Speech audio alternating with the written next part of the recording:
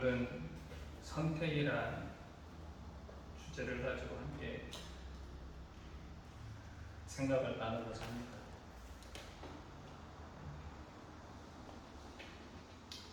설교를 준비하면서 항상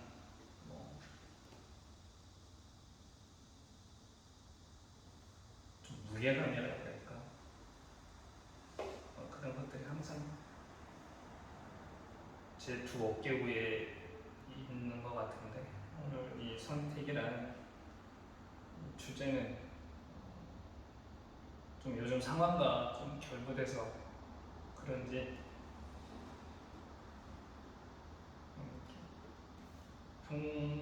평소보다는 좀 더 힘들었던 것 같습니다. 우리 삶은 태어나면서부터 계속 선택의 연속인 것 같습니다. 제일 먼저 우리가 선택한 거 뭐죠? 학교죠, 학교. 우리나라는 중학교까지는 의무 교육이라서 이제 고등학교부터는 선택을 해야 됩니다. 어느 고등학교에 갈 것인가. 또 고등학교를 또 졸업하게 되면 무엇을 전공하고 어느 대학에 진학하는 것인가. 그리고 일정 정도의 학업을 마치고 나이가 되면 이제 취직을 걱정하게 되죠. 어느 직장에 들어갈 것인가. 또 만약에 또 사업을 하게 되면 내가 어느 사업을 해야 될까? 요식업을 해야 될까? 아니면 유통업을 해야 될까? 아니면 도소매업에 관계된 일을 할까? 항상 우리는 이렇게 선택을 해야 됩니다. 이런 개인적인 선택 말고 또 좀 더 공동체를 위한 선택도 있죠. 대표적인 게 뭔가요? 지방자치단체장을 뽑거나 혹은 국회의원, 대통령을 뽑는 선거가, 이것 또한 우리의 선택이죠.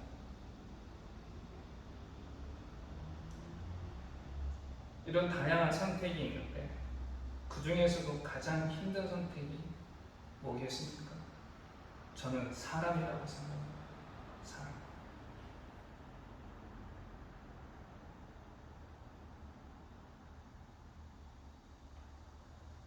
우리가 평생 지내면서 친밀하게 지내는 사람이 한 두세 부류 될 것 같습니다. 첫째는 이제 친구, 또는 이제 배우자, 혹은 직장 동료, 아니면 같이 사업을 하는 동업자, 이렇게 되겠죠. 그런데 이런 사람을, 어떤 사람을 선택하느냐에 따라서 내 인생의 방향이 달랐습니다.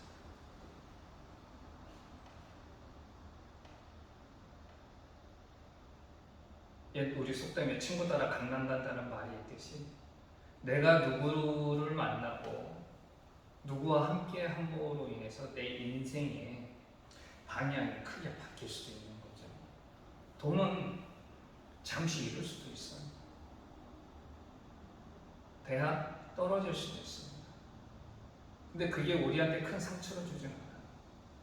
하지만 사람한테 받는 상처, 내가 관계와 관계 속에서 받는 상처, 내가 잘못된 선택으로 받는 그 상처는 평생 오래오래 지워지지 않습니다.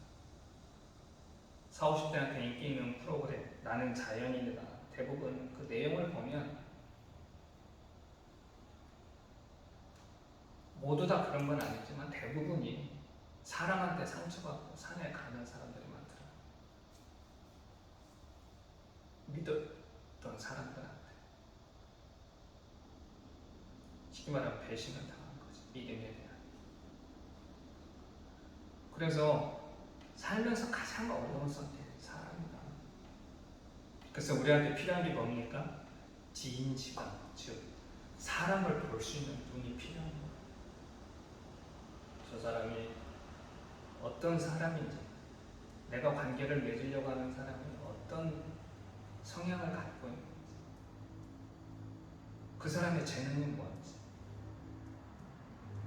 이런 걸 볼 수 있는 그런 눈이 필요해요.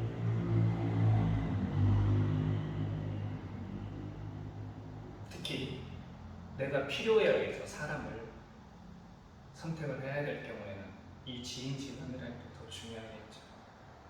오늘 본문을 보니까 예수께서도 12명의 사람을 선택을 해야 됩니다.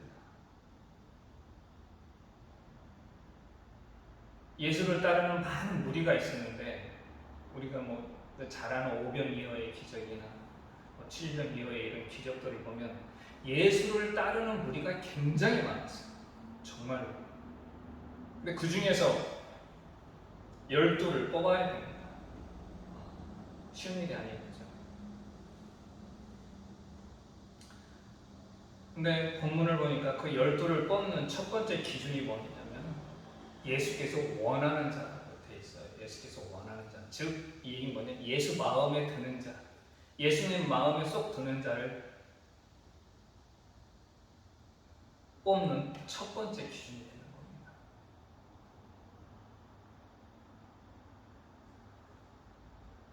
이 당시에는 랍비들이 예수님만 그런 게 아니라 랍비들도 자기가 마음에 드는 사람들을 주위에 끌어모아서 쉽게 말하면 제자들이 되겠죠. 제가 제자 삼고 싶은 사람들을 주위에 끌어들이는 겁니다. 왜 그랬을까? 옛말에 비인부전, 비기자부전이라는 말이 있습니다. 이게 서성 왕이지라는 사람이었던 말입니다.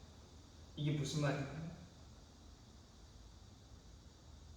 학문이나 어떤 기술을 점수받을 그럴 그릇이 안 되면 그런 사람한테는 가르치지 않는다 이런 뜻입니다.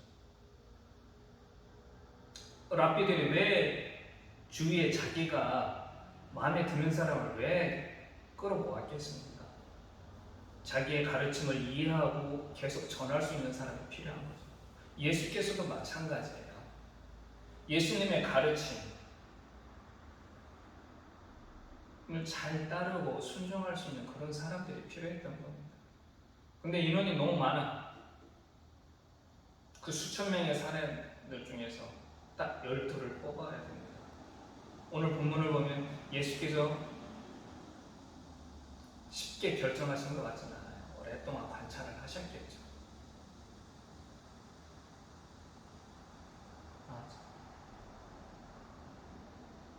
충분히 저 사람은 제가 조금 이따 말씀드리겠지만 나와 함께 할 수 있는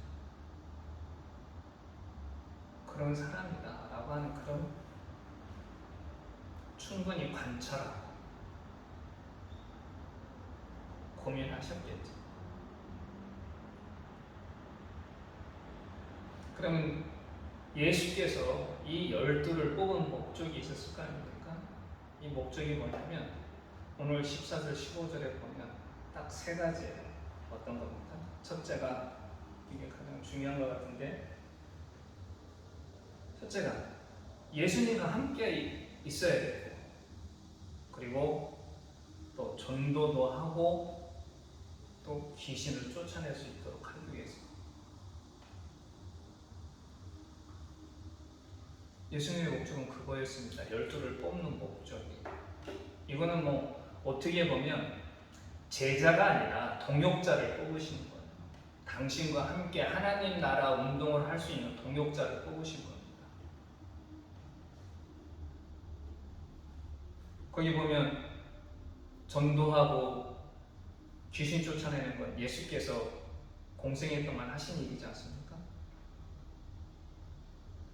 그런 것들을 12명한테 똑같이 할 수 있도록 해주신다는 것. 그게 무슨 일이에요? 동역자가 되라는 거죠. 동역자.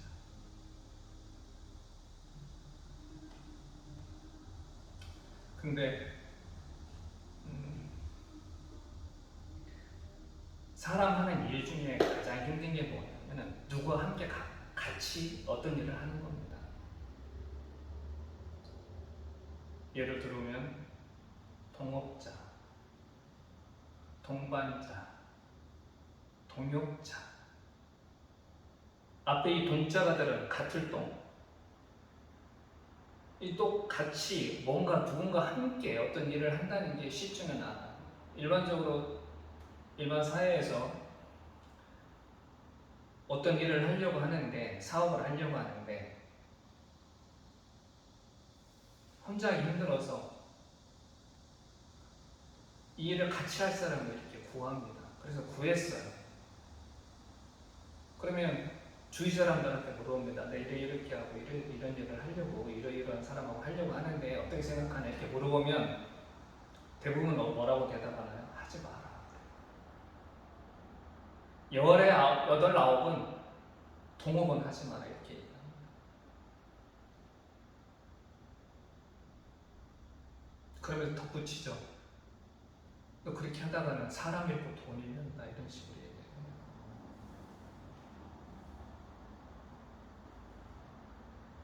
동업도 힘들지만 실은 동역도 굉장히 힘듭니다.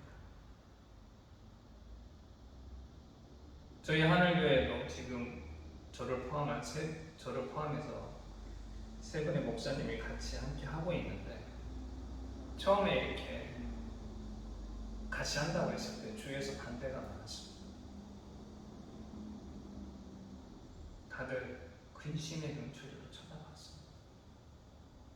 충분히 그 마음 이해합니다.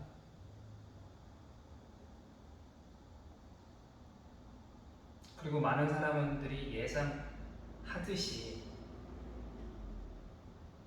아무리 똑같이 하나님 나라 운동을 한다고 해서 사람 생각이 다 똑같지 않지 않습니까? 당연히 중간중간에 의견 충돌도 있고 다툼도 있죠. 그렇다고 한다면 예수께서 뽑으신 이 12명과 예수님과의 동역은 어땠을까요? 이렇게 순탄하게 아무 문제 없이 흘렀습니까? 그렇진 않죠. 이 중에 어떤 사람은 예수님 하신 말씀이 마음에 안 든다고 막 대들고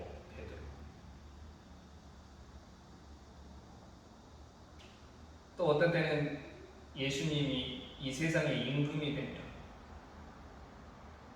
자기 높은 자리다가 요구했다가 제자들끼리 다투고 심지어는 제자들 중에 어떤 사람은 이 사람 하는 일이 내 뜻과 다르네? 그래서 배신하고 예수를 팔아 넘기는 사람도 있었습니다.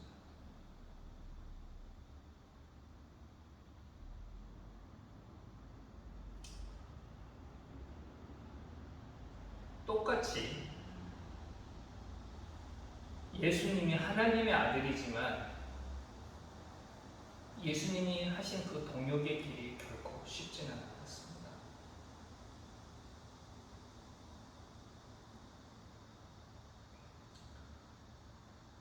그런데도 그 길을 끝까지 가신 거죠. 저희도 마찬가지입니다. 뭐 오기 이런 게 아니라 끝까지 하나님 바라보면서 저희도 그렇게 갈 생각입니다.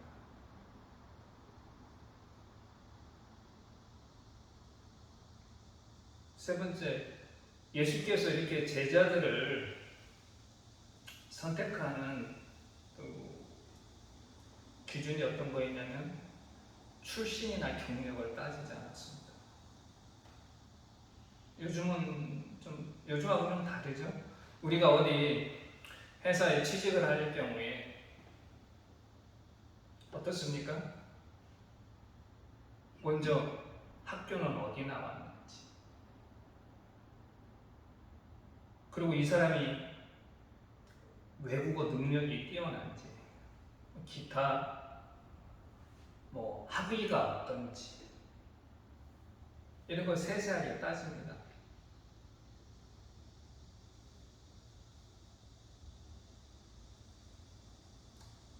하지만 우리가 역사적인 그런 여러 우인들을 보면 역사 속에 등장하는 성공하는 리더들을 보면 출신이나 경력을 따지지 않았어. 그 잘 아는 징기스칸은 몽골 통일 전쟁 중에 자기를 죽이려고 화살로 쐈던 사람을 자기 수하 장소로 삼습니다. 이 사람이 나중에 중국을 정벌할 때, 그리고 유럽을 중앙아시아를 정벌할 때 큰 공을 세우죠.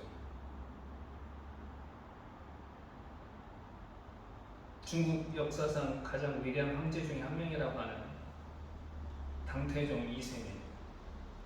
이세민도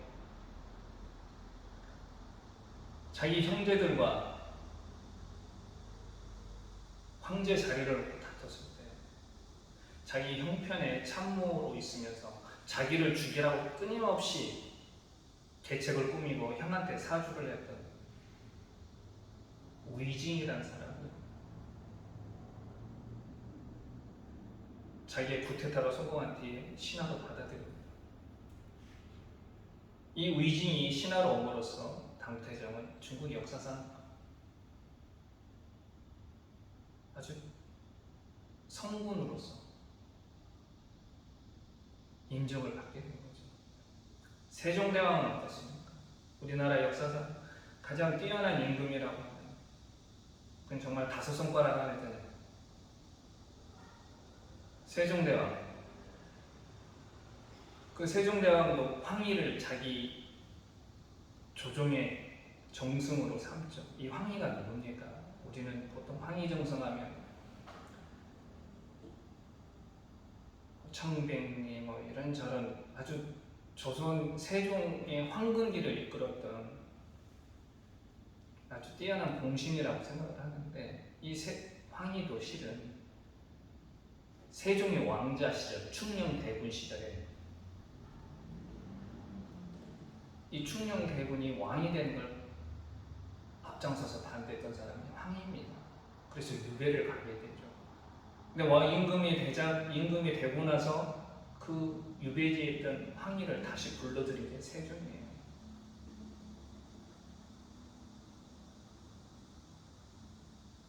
이 황희가 세종 곁에 있음으로써 세종은 이때 수많은 뛰어난 신하들도 있었겠지만 성군이 될 수 있었던 거예요. 오늘 본문에 보면 예수께서도 제자들을 삼는데 출신이나 경력을 따지시지 않은 것 같아요. 제자들을 보면 면면을 살펴보면 어부도 있고 죄인 취급받는 세리도 있고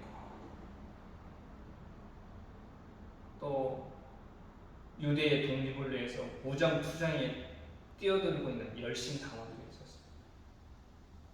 그리고 마지막에 또 자기를 배신하는 자까지 제자로 받아들였어요.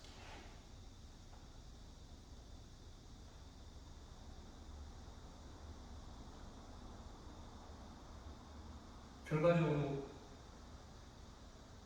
예수님의 이런 선택은 어떻습니까? 성공했나요?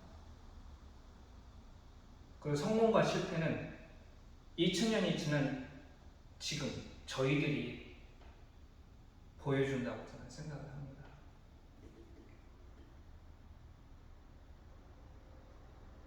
예수께서는 이렇게 제자들을 선택하고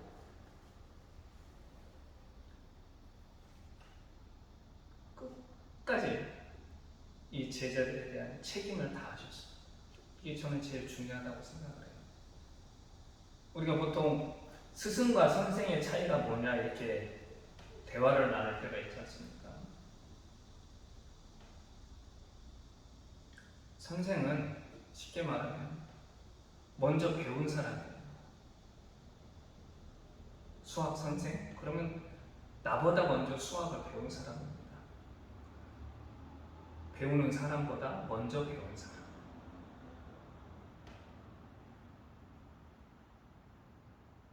근데 스승은 어떤 건가요? 스승할 때 시옷이 이렇게 높이 우뚝 솟았지 않습니까? 그러니까 스승은 그런 존재라는 거죠. 우뚝 솟은 존재. 그러면서 의같이 모음 의는 어떤 거예요? 차별 없이 평등하게 제자들을 대한다 이런 뜻이죠. 그리고 스승의 이응은 바로 하늘을 뜻합니다.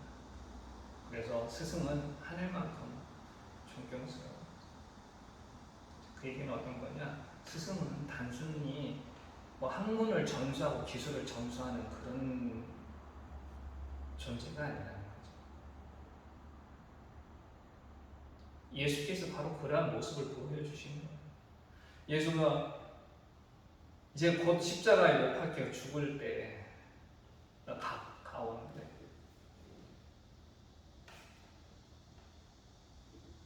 끝까지 자기 제자들을 책임을 집니다. 어떤 식으로? 무한한 사랑.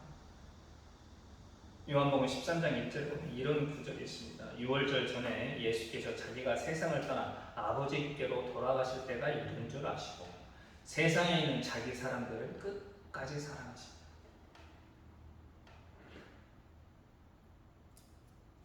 중요한 거 아닙니까? 내가 하나님 나라 일을 같이 하자고 뽑아놓고서 같이 동역자로 일하자고 뽑아놓고 잘하면 같이 움직이고 못하면 내쳐버리는, 속된 말로 달면 삼키고 쓰면 뱉는 그런 행위를 하신 게 아니라 요한복음 13장 1절의 말씀처럼 자기가 사랑하는 자들, 그 사랑하는 자들에 당연히 제자들이 들어가는 거죠. 그러한 사람들, 자기를 따르는 그런 사람들 어떻게 끝까지 사랑하셨다. 저는 이게 바로 예수님의 무한 책임이라고 저는 생각합니다.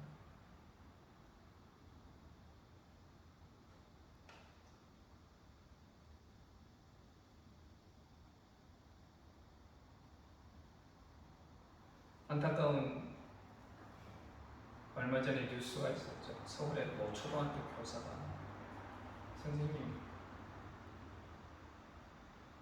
스스로 생을 마감한 사건이 있었어요.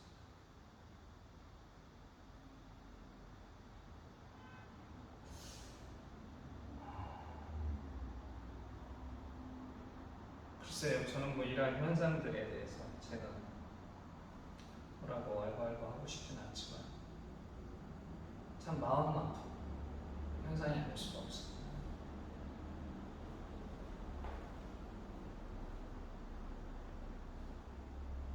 단 하루를, 아니 단 몇 시간을 가르침을 받아도 사람들은 자기한테 가르침을 베푼 사람한테 선생님이라 스승이라고 존경을 표했던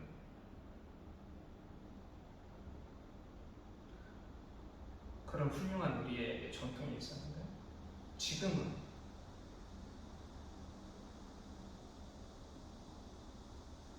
뉴스를 접할 때마다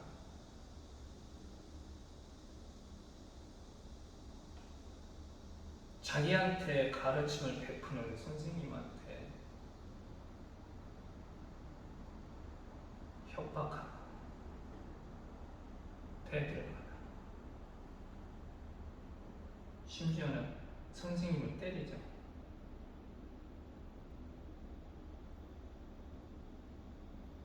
참 마음 아픈 현상이 아닐 수 없어요.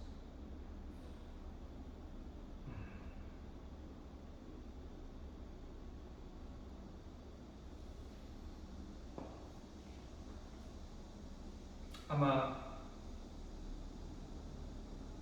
옛 어른들 말대로 그들도 어느 정도 때가 되면 알겠죠.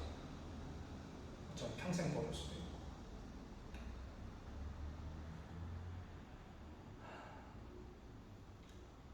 누구든지 선택을 하면 그 선택에 대한 결과를 자기가 책임을 져야 됩니다.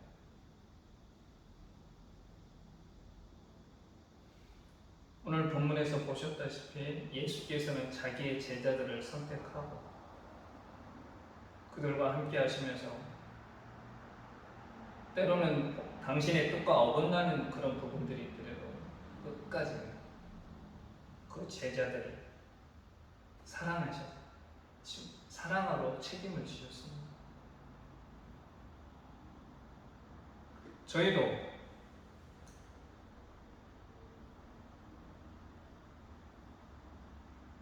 하나님의 자녀로 살기로 선택을 했다면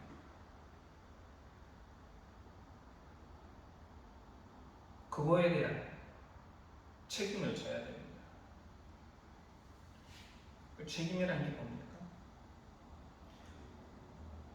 하나님이 저희를 사랑하듯 저희도 하나님을 사랑하고 하나님이 세상을 사랑하듯 저희도 세상을 사랑해야 됩니다. 이게 바로 우리의 책임인 거죠. 그게 바로 교회의 책임입니다.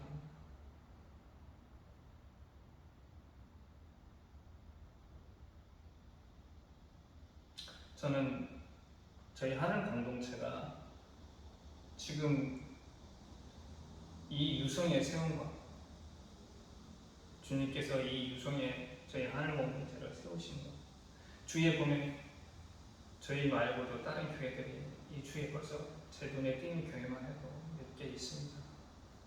이 시간에 거기서도 예배를 드리겠죠. 여기에 교회가 부족해서 이 지역에 저희를 세우신 건 아닐 줄 압니다.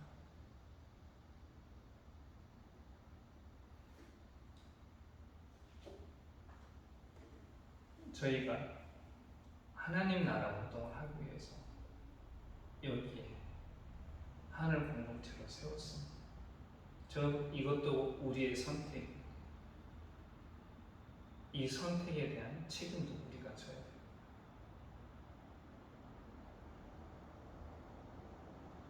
잠깐 어렵고 힘든 일이 있을 줄 압니다. 중요한 건 저희가 끝까지 하나님을 신뢰하고 나아가는 것. 지금 필요한 건 바로 그거라고 생각합니다. 아무쪼록 저와 또 저희 하늘 공동체 식구들이